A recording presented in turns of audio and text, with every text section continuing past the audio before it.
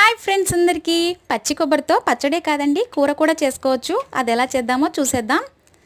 ముందుగా స్టవ్ వెలిగించుకొని బాండీ పెట్టుకొని టేబుల్ స్పూన్ ఆయిల్ వేసుకొని ఆయిల్ వేడెక్కాక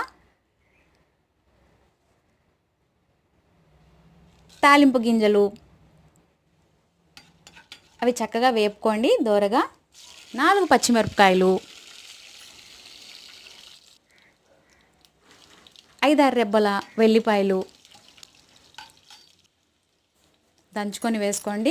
2 రెమ్మల కరివేపాకు చక్కగా తాలింపు వేసుకోండి. ఇక్కడ మీకు కావాలంటే ఒక ఉల్లిపాయ కట్ చేసుకొని వేసుకోండి ఫ్రెండ్స్. నేను ఉల్లిపాయ స్కిప్ చేశాను. డైరెక్ట్గా 7 టమాటాలు చిన్న ముక్కలుగా కట్ చేసుకొని వేసుకున్నాను. ఈ కర్రీ నేను ఒక కొబ్బరి చిప్పతో, పెద్ద కొబ్బరి చిప్ప అండి, చిన్న ముక్కలుగా కట్ చేసుకొని పేస్ట్ చేసుకున్నాను. నా దగ్గర కొబ్బరి కోరేది లేదు. మీ దగ్గర ఉంటే కొబ్బరి కోరుకొని వేసుకోండి, బాగుంటుంది.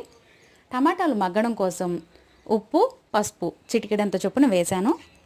చక్కగా కలుపుకొని టమాటాలు మగ్గే వరకు మూత పెట్టుకొని టమాటాలు మగ్గించండి.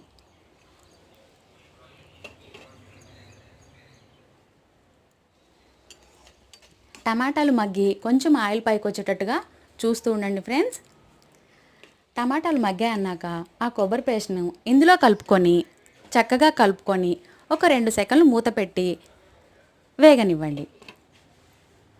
ఎక్కువగా ఉంచకండి ఫ్రెండ్స్, అడుగంటుతుంది. అడుగంటకుండా కలుపుకుంటూ ఇప్పుడు 1/2 టీ స్పూన్ కారం, 1/2 టీ స్పూన్ ఉప్పు, ఒక ఫుల్ టీ స్పూన్ ధనియాల పొడి కలుపుకొని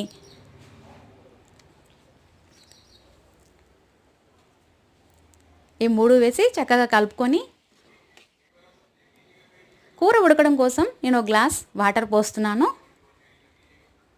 తినేటప్పుడు కూర పచ్చిగా అనిపించకుండా, కసకస అనకుండా చక్కగా కూర ఉడకాలండి. చక్కగా కూర ఉడికి ఆయిల్ పైకొచ్చే వరకు, కూర దగ్గర పడే వరకు చక్కగా మధ్య మధ్యలో మూత తీసి అడుగంటకుండా చూసుకుంటూ కూరని కలుపుకుంటూ కూరని ఉడకనివ్వండి ఫ్రెండ్స్.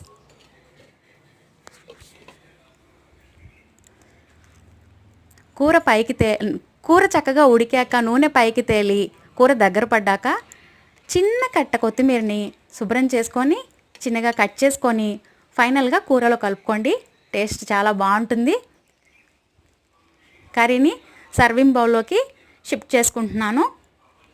అన్నంలో కానీ చపాతీల్లో కానీ కూర చాలా బాగుంటుందండి. నా వీడియో నచ్చితే లైక్ చేయండి, షేర్ చేయండి, సబ్స్క్రైబ్ చేయండి.